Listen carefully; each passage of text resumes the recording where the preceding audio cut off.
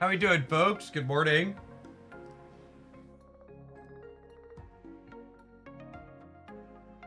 Sure the YouTube streams come online. Think we're good. Looks like we're good. I got chat set up there. I am feeling like a real person this morning. Up there, I am feeling like... Oh, you probably just had echo, Jeff. Hold on. Toggle my audio settings. Yep. Apologies for the echo.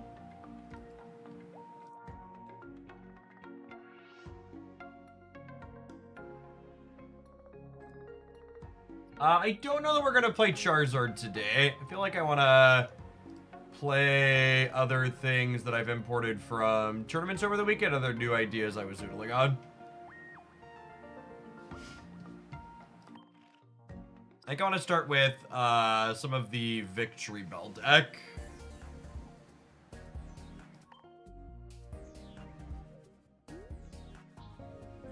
Believer in the Arcanine build. I think the Arcanine build is likely very good against Pikachu, and I wouldn't be surprised if it's pretty mid against not Pikachu, but we're gonna play that today and develop an opinion on it.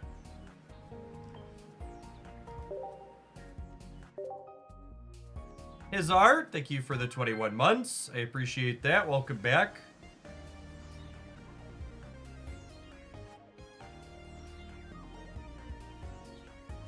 Anybody watching on the YouTube side having an audio problem? No, okay, we're good. Perfect. Slow Burn Charizard. That's a good name for that build. We're going second, which is not ideal for Executor, but surely we'll be okay, right?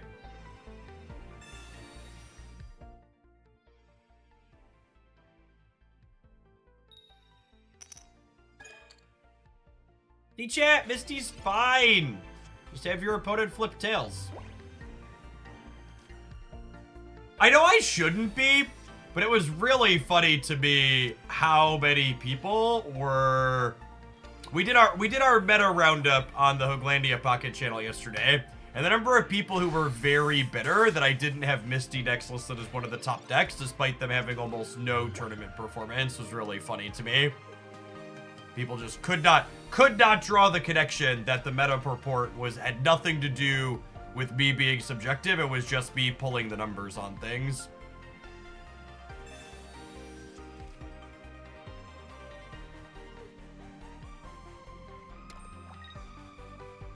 And for what it's worth, for the sake of clarity, I think the Articuno decks are some of the least interesting, least fun things to play against, and with, honestly, for me personally, inside of Pokemon Pocket. And I would wholly be okay with Misty as a card getting a reworked. I've just played games like this long enough to be able to detach my subjective feelings that I dislike the bad play patterns these decks have from the idea that they're too strong because I dislike the play patterns. I think Misty's easily the worst design in Pokemon Pocket, and I think long term it restricts the game's ability to design future water Pokemon.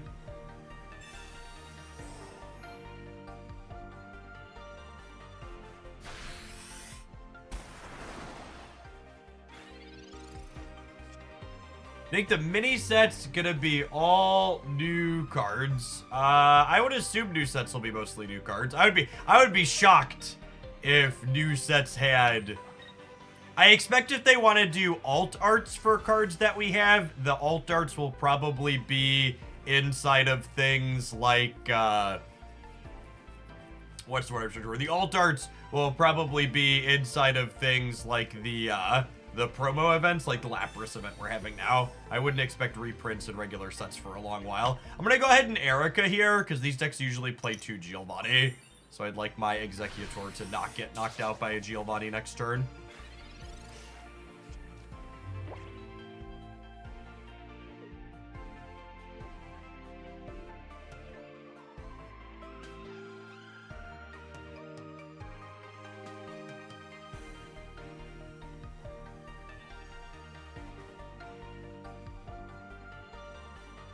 Hey, Hex, if you missed the Slow Burn Charizard deck, it's up on the Pocket YouTube channel from over the weekend. Join it over there.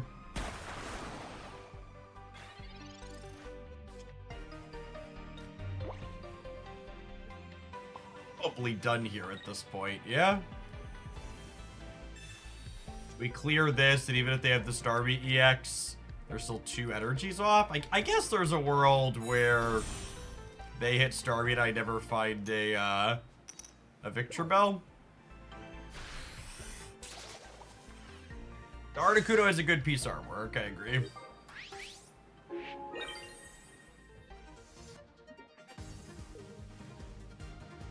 I'm doing well today, Token. Good morning.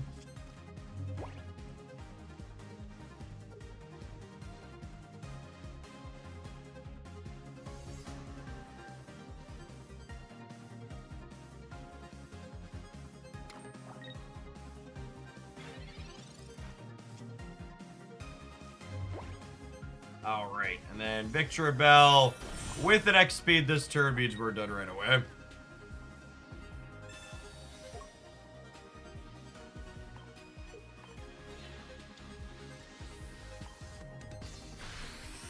Hit him with the whip.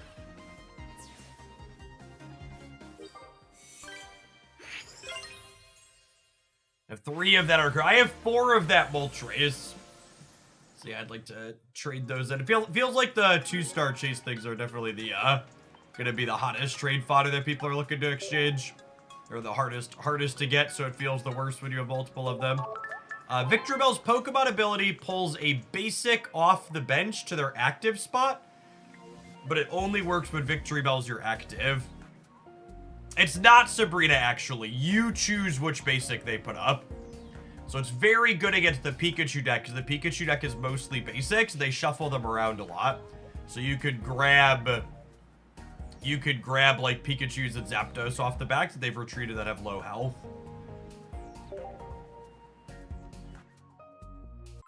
Scissor! Thank you for the almost 5.5 years. Welcome back. BJ Roth with the 75-month resubscription. Thank you for the over 6 years. Good morning, good morning. Tipsy McStagger, stagger it in with that very generous tier 3. Appreciate the almost 2 years. Pseudo Pally coming in hot with the 51 months. Good morning, good morning. Always leading on scrambled eggs in this deck. What's going on, K Sharkman? Thank you for the 17 months. I'm not fully back to feeling 100% today because I didn't really eat much yesterday, but my stomach's no longer trying to murder me, so that's nice. Damian! Thank you for the 4 years. Good morning, good morning.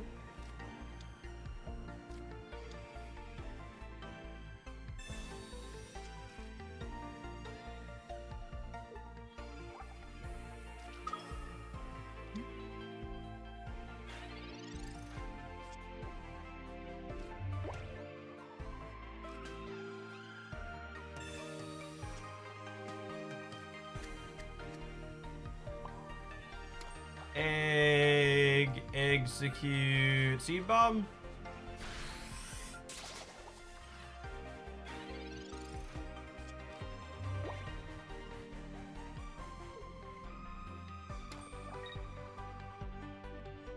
I love the game, but I love working towards something in TCGs, whether it's a higher rank or better rewards, neither of which are in the game now. Here's a real question, because people always make this request or statement like it's a common thing.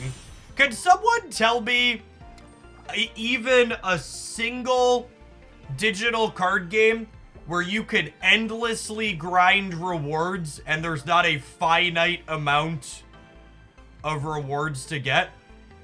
Because even games that have ladders, the number of... Oh, I've totally been in the wrong scene the whole time. Apologies. Let's make the game bigger for y'all. Because, like, Snap's not like that. Magic Arena's not like that. Hearthstone's not like that either, right? Like, there's a finite amount of ladder rewards you get each season. Gap! Thanks for hanging out for almost 6 years. Welcome back. Does the the true grinder card game exists, where you could, like, every time you log in and play a game, every single game you play, you get collection progress?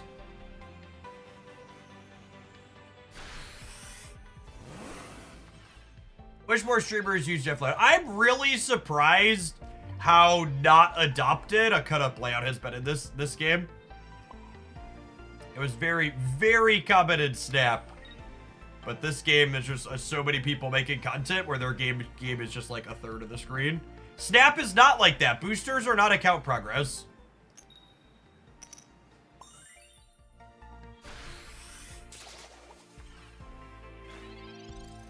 Limited formats in Magic the Gathering don't count towards what I'm saying, because if you're not really good at them, you're going to lose money.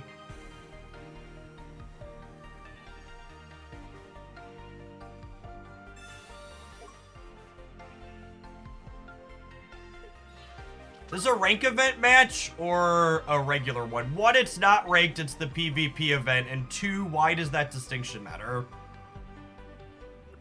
Like, help me understand. Why do you care as a viewer which of the two events I'm playing in?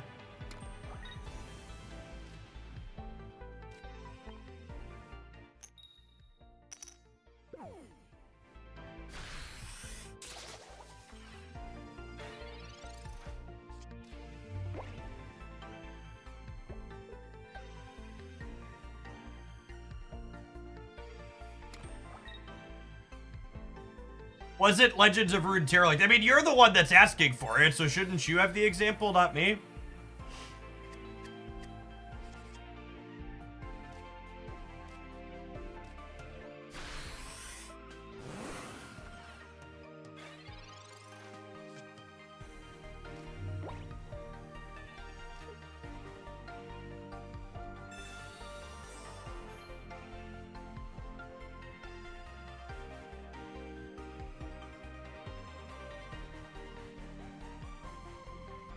Also, like, if I'm asking a question to the chat and you're not sure in your answer, maybe just keep your mouth shut.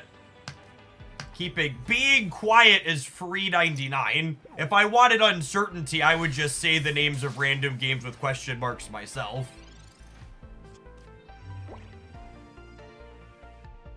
Does anything have a grass weakness? Marowak and Sandslash. Executor is in the Charizard packs. In the Wolves Den. Thank you for the entire year. Welcome back. Alright, we're gonna hit heads with this one, and then Victory Bell's gonna clean up, and then Victory Bell's gonna pull this and clean up, is the plan. I'd like to remove all doubts on my Fool status, Mood.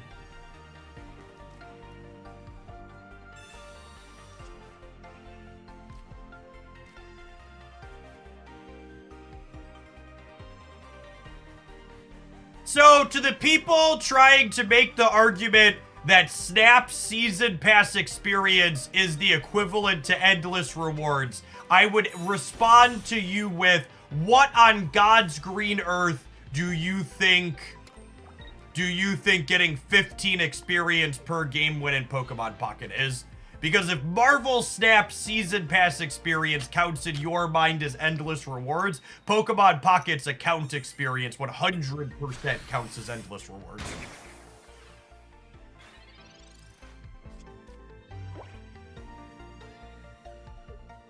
Victory Bell lets the Victory Bell player choose.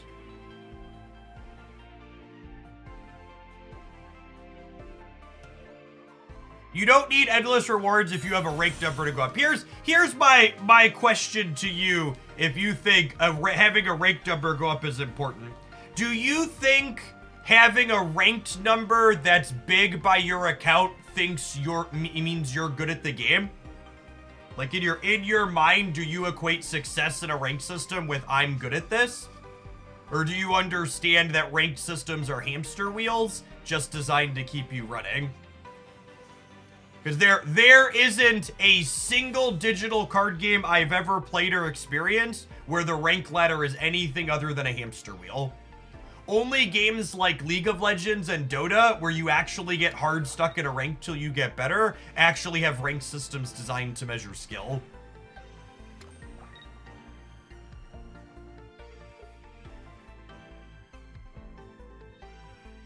Giovanni here? They do not. That's good for us.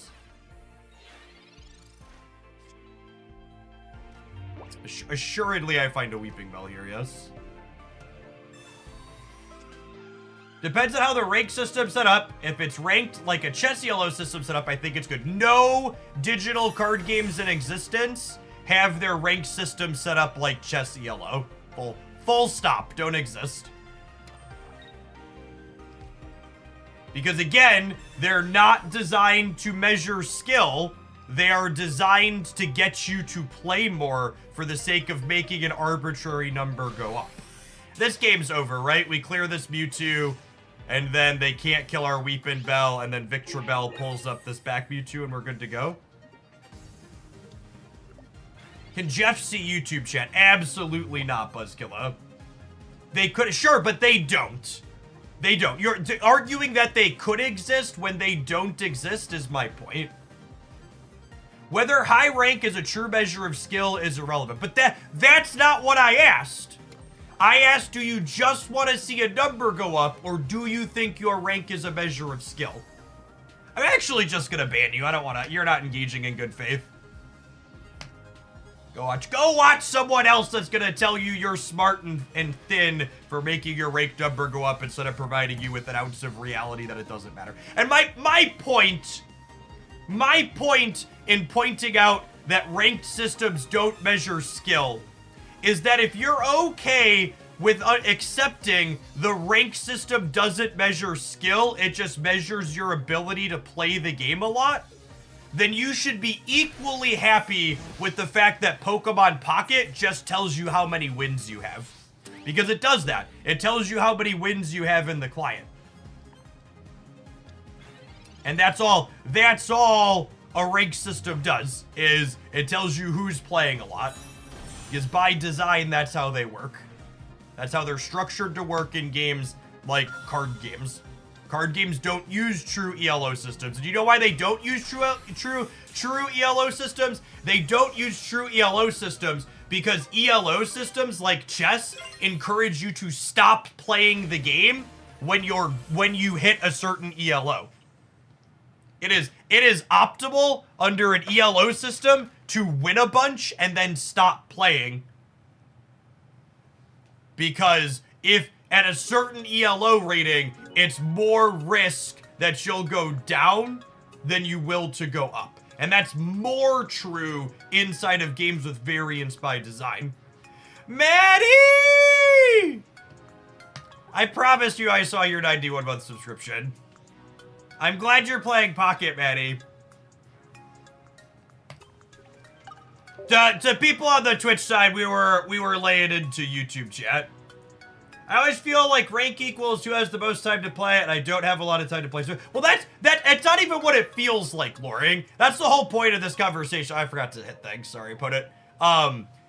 The ranked systems in card games are 100% designed to measure time invested because they are engagement tools that encourage people to play the game more. Exergy Gaming, thank you for the 23 months. All right, I'm going to tap ad rolls on all platforms. We're going to play some more Flytrap when we return. Thanks, everybody, for hanging out. Don't go anywhere.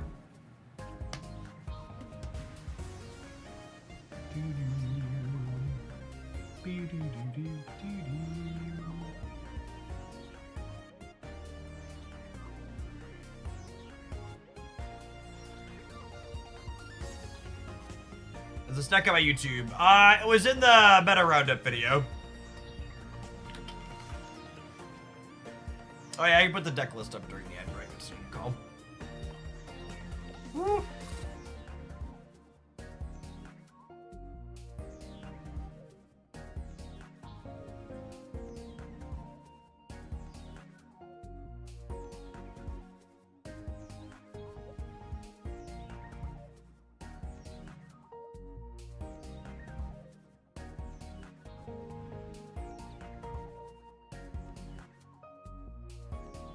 I've been playing Flesh and Blood, and they use an ELO system, and no one plays after X2 on rated events. Yep. Yeah, Magic the Gathering, and I think Pokemon 2 way back in the day had ELO systems for their competitive play, and it led to, like, really awful, awkward behavior where players would, like, drop after starting 2-0 in their nationals. They could guaranteed queue for Worlds or the Pro Tour or whatever it was.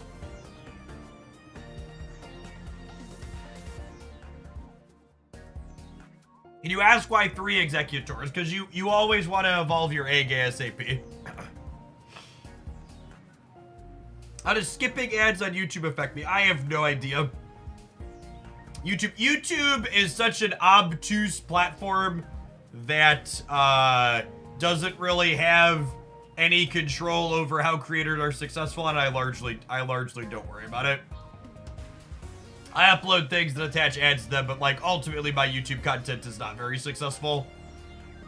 It largely exists purely to direct people to Twitch, because that's where I actually make money for this to be my job.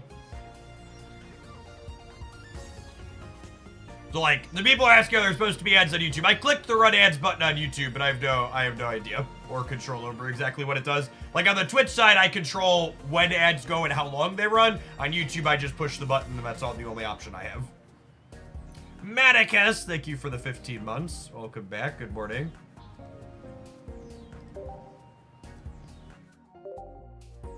Any final verdicts on Frigga? I don't know. I'm not super feeling Marvel Snap at the moment, if I'm being honest. I'm half debating if we're even going to play with the new card today. I might just do Pocket all day.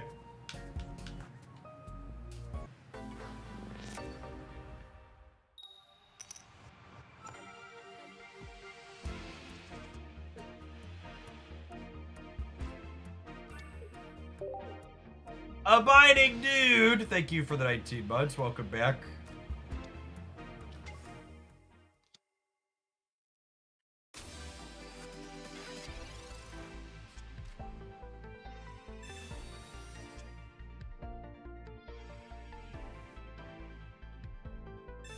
Pokedex. All right, probably 18 Trainer Articuno.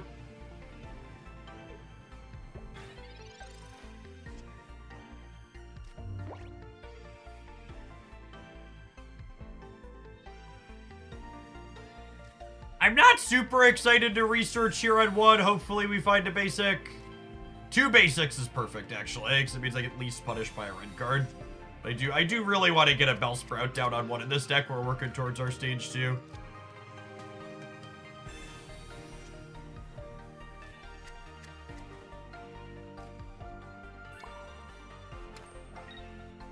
What's the cost to get functionally complete in Pocket? The first $100 gets you like 85 to 95% of the way there, depending on your variants. And then it's somewhere between 300 to 400, depending on your variants, to get to like 99%. But it is booster pack, so there's some range in it.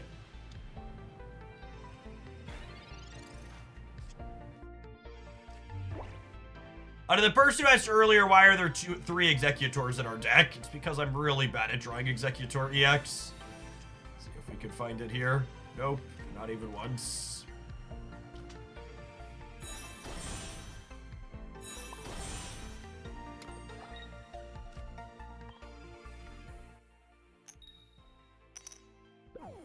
You just like want the third one for when you brick.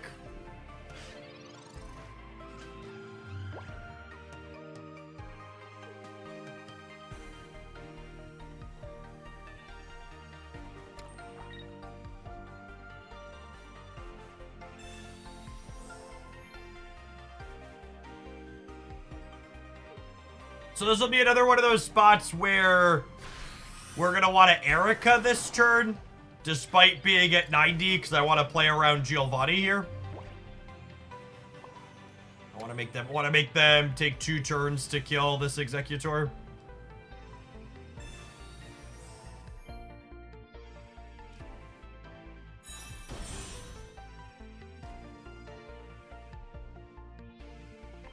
I mean to ask when you say, get you a sword to go with that shield to people in chat. What does it mean? It means I'm going to give you a mod sword.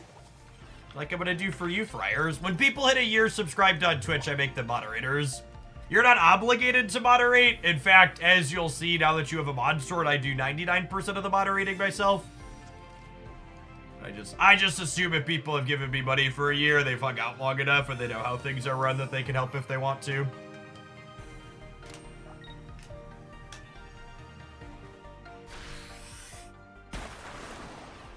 Yeah, it lets you peep the unbanned requests, which should be amusing. Honestly, after playing through these sets where we've been kind of unlucky and only drawn regular Executor, I kind of wonder if this deck wants the 2-1 split in the other direction. Yeah, maybe I need to play the Pikachu matchup, because Executor EX is much better against Pikachu.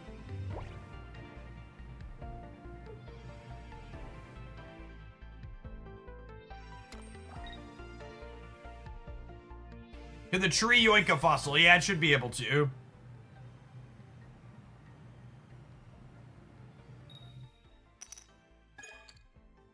Total Heretic, thank you for the entire year. Speaking of swords to go with shields, welcome back.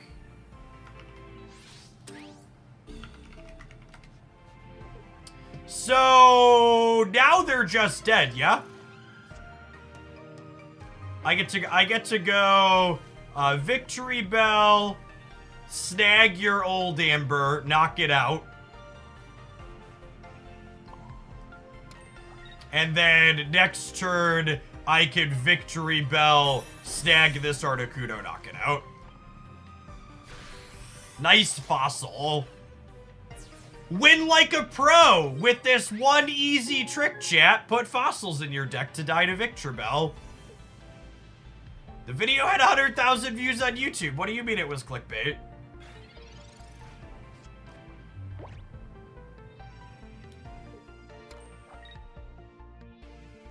Thanks, Mickey Ray. Obviously, I think the way I handle chat is ideal and it's the way I do it. But in general, I think streamers are too timid with being willing to, like, put people in their place. They're too worried about scaring people off. They think every viewer is important. I'd rather have fewer higher quality viewers than have slightly more with a bunch of people being obnoxious in chat. Clean fly trap game there.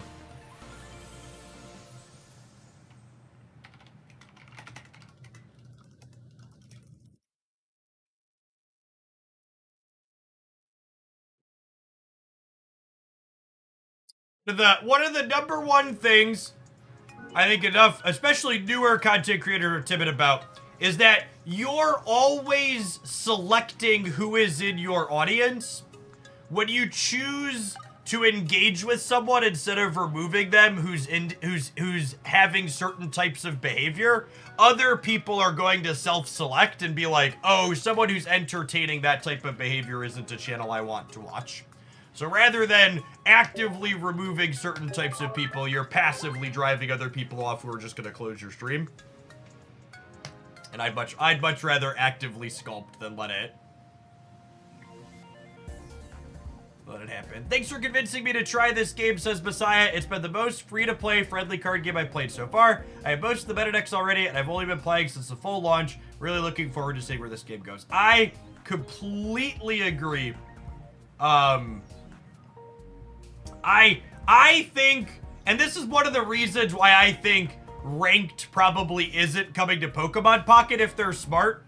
I think the smartest thing Pocket has designed about their game compared to every other game I've ever played, whether it's Snap or Arena or Hearthstone or others, is that if you are short on time or you're not feeling the current metagame, you can keep up with your collection in Pokemon Pocket in 2 minutes a day.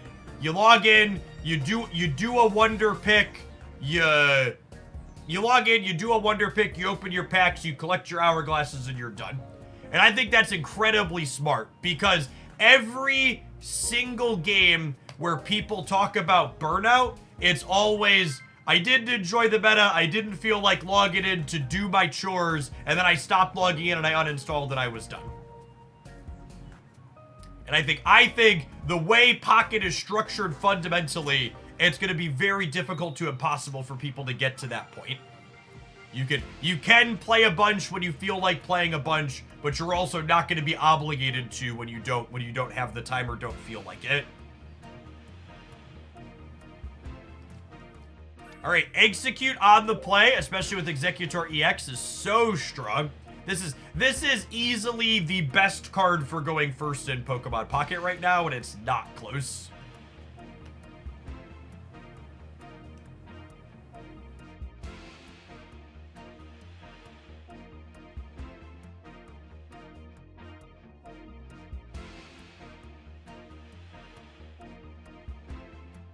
Yeah, the Wonder Pick system is actually really solid design.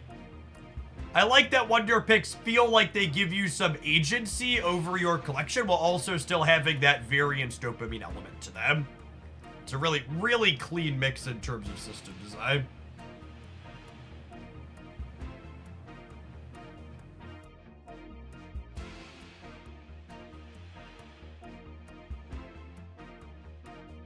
That's why I basically have stopped playing Snap, and the reason why I stopped playing Hearthstone forced me to do missions with people, and sometimes it was just a drain after a while. Yeah. Our opponent might be DC'd here, unfortunately. Sedge.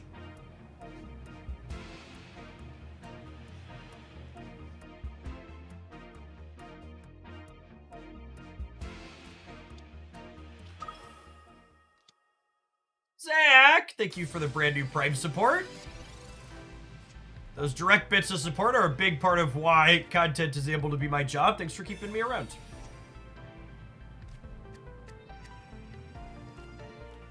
As a card gamer, I lack object permanence.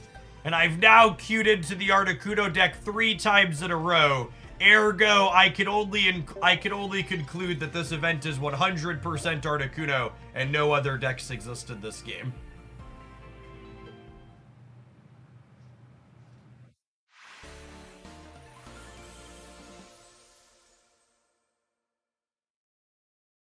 My only thing with no ranked, in that ranked, it's obvious that I can get a theoretically evenly skilled game. So that's actually not true.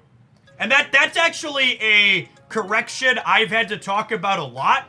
You do not need a ranked system to have skill-based matchmaking. And in fact, I would be incredibly surprised if there is not MMR/ELO based matchmaking in Pokemon Pocket already.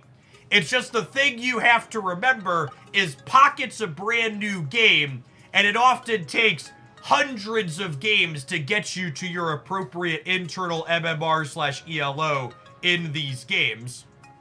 So like, yeah, the start of any brand new game, the matchmaking's pretty wide while it tries to figure out where you belong. But 0% do you need ranked to have skill-based matchmaking. In fact, games like Marvel Snap don't even actually use your visible rank where you are on the ladder to pair you for skill-based matchmaking. My pairings at rank 90 are different than other people's pairings at rank 90 in Marvel Snap, because my visible rank 90 doesn't matter for pairings. It pairs me based on my internal MMR that doesn't change from season to season.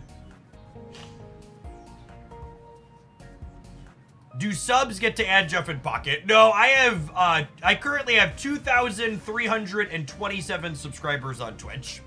And I have far, far less Pokemon Pocket friend slots than that. Yes, and even post-Infinite and Snap, your Snap points and MMR are different.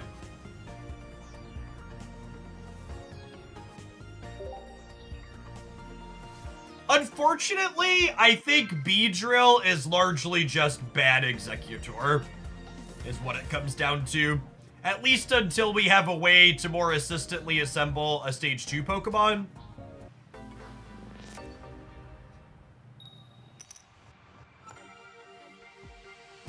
I think conspiracy theories like they don't have skill-based matchmaking because it encourages you to spend more is nonsense.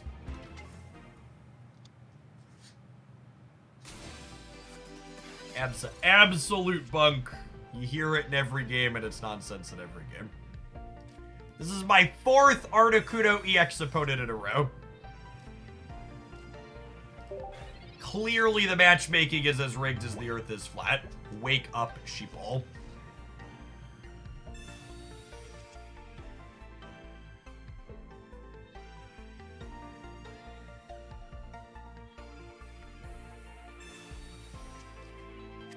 This game is on Android and iOS, however you can play on PC with an emulator.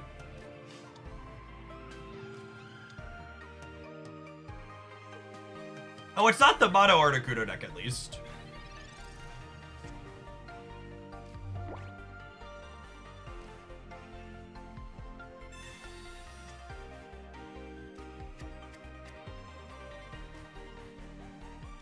I'm gonna vibe on the other research. Do we? It just hurts real bad if they red card us, but they might not have room for red card with all these fossils and stuff. They're definitely on Sabrina. I think I'd like to find another basic in case they're on Sabrina. Swing and a miss. Oh, punted could have evolved into the full art.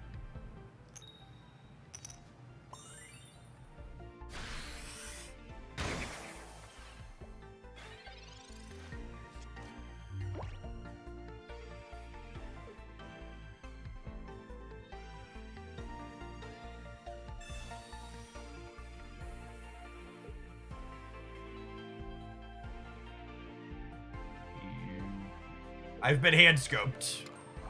They must have room for red card if they're playing hand scope, yes?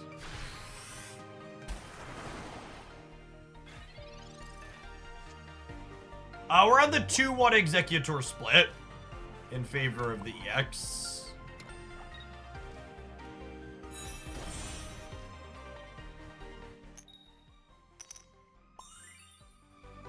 I'm feeling much better today, Benjamin.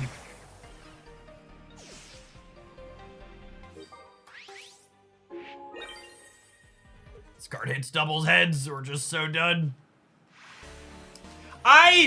And this was a comment I got a lot on yesterday's meta report too.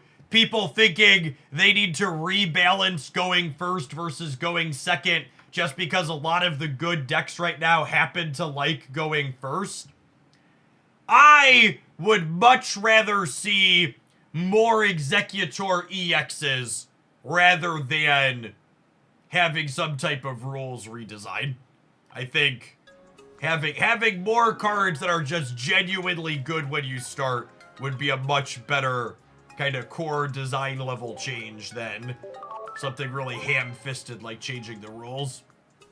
I mean, Kangaskhan is an example of a card that likes going second. So I don't think that's a good example for one that likes going first.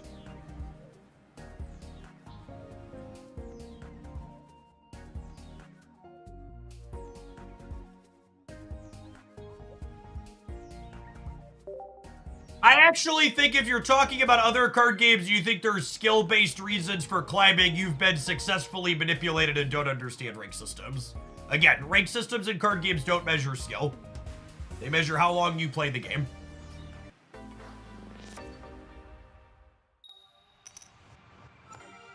Ultimately, the data that we have, Nordal, says that Promo Makey is ultimately not very good.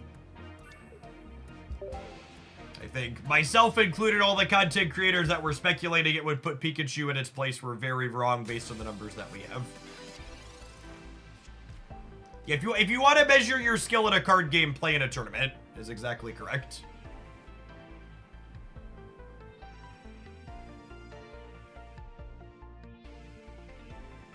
The reason why people are so biased about going second is because all three of the EX decks right now feel better going second. Pikachu feels better going second, Mewtwo feels better going second, and Moltres Charizard feels better going second. Starmie EX also feels better going second. Executor EX is the only EX Pokemon that enjoys going first. And then there's some non-EXs as well, like Weezing, but definitely far fewer Pokemon that enjoy going first versus second.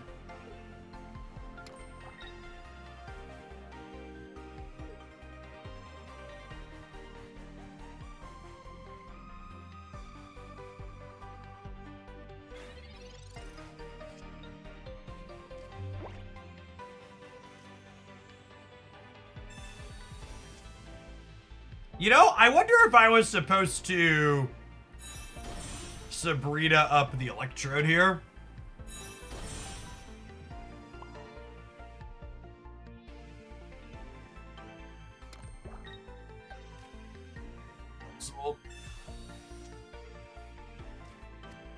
They have not given us any clarity on how they plan to approach game balance in this game. They could do bans, they could do card text changes, they could just let it rot and constantly power creep the old cards every set.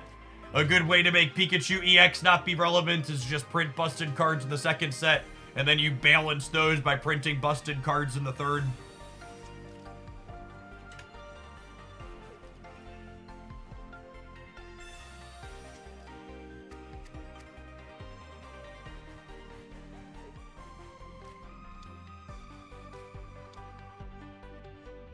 So fire design. I mean, to people attributing that strategy to lots of different paper card games, it really isn't limited to just one. Constant power creep's pretty common in a lot of these things.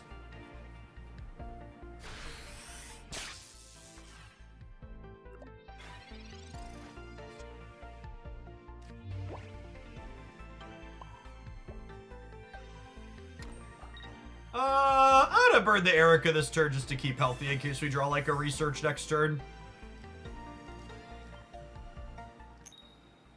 That heads means we're probably done.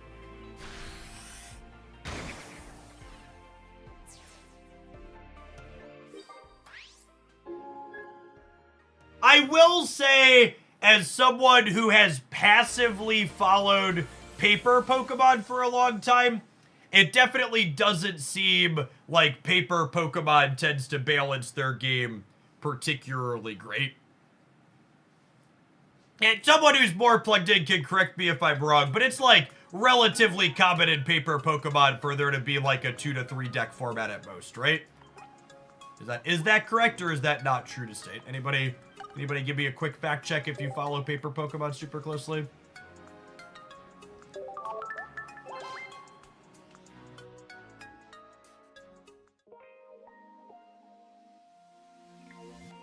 No, you're mostly right. Okay.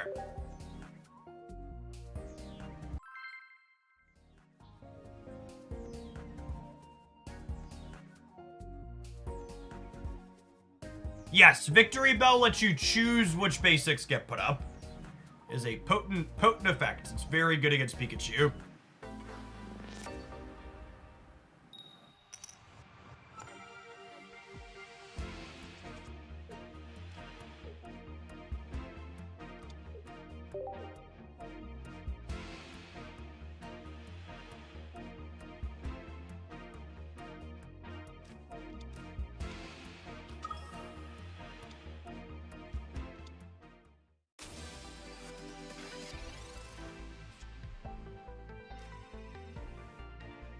Well, X-Speed will be nice if we can find the egg.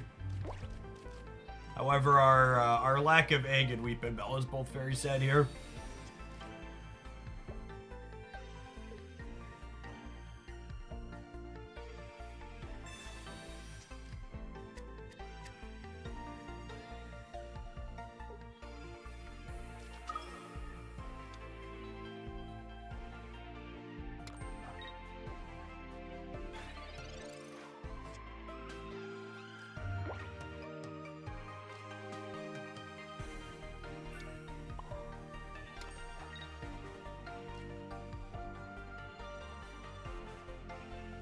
I'm gonna Sabrina here, so that way they have to have X-Speed and Giovanni, as opposed to just Giovanni to kill my Bellsprout. So this is forcing them to have two things as opposed to just one to get the knockout.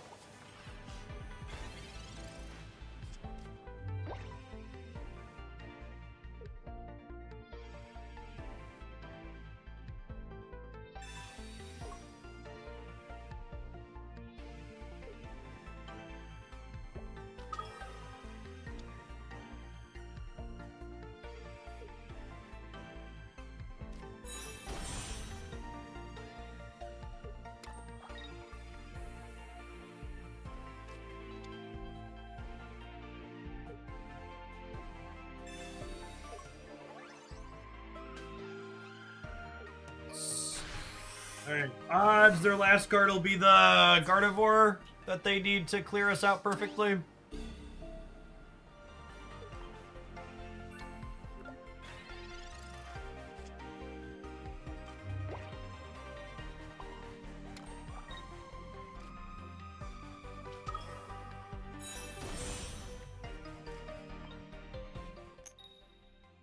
Our Aggie boy has swung and missed.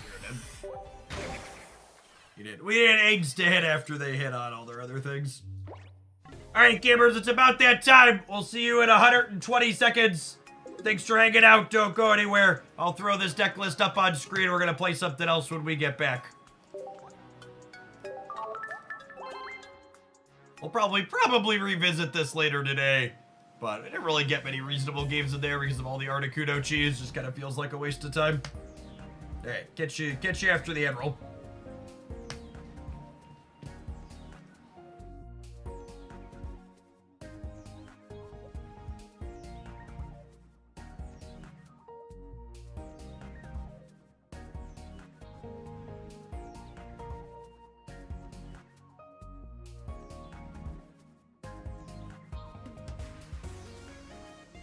I think this deck is a fine metagame deck.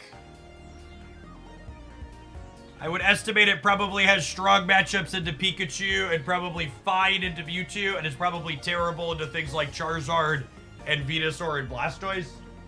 The less popular Stage 2 type things. Heldrick, thank you for the 3 years. Welcome back. You tried wheezing Omastar. Not in recent memory. I feel like that was in my deck editor at one point. I don't remember having a specific opinion about it. They don't really give us detailed updates whenever they push a client update, so we don't really know what was in the latest patch. I assume it's just bug fixes.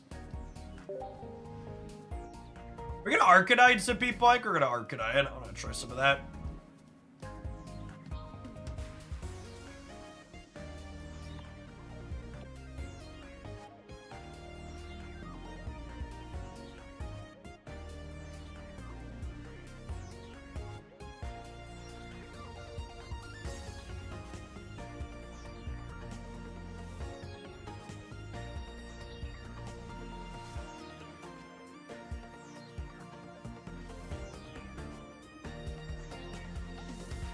The App Store just said bug fixes. Yeah, it tracks.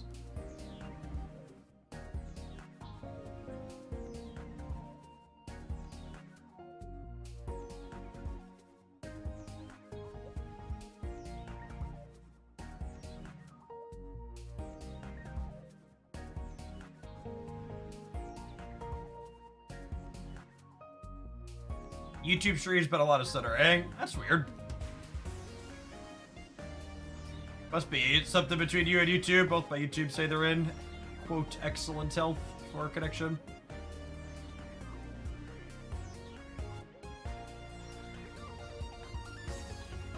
Let's do some of the Arcanine deck.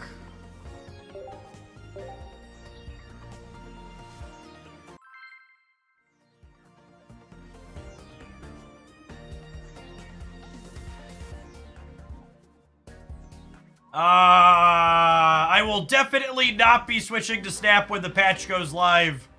I might be switching to Snap when their new card releases. I haven't decided yet. It's going to depend on what Pokemon numbers look like.